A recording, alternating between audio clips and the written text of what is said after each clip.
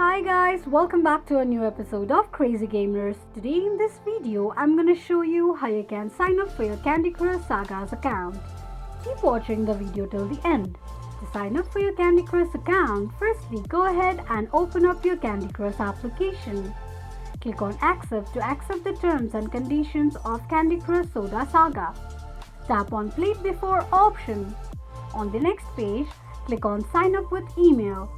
You can also sign up using your Facebook account as well.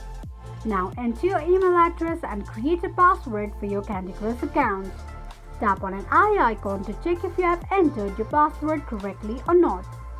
Type in your first and last name, tick mark on the box to get emails about new games and offers from Candy Crush, then tap on Create My Account.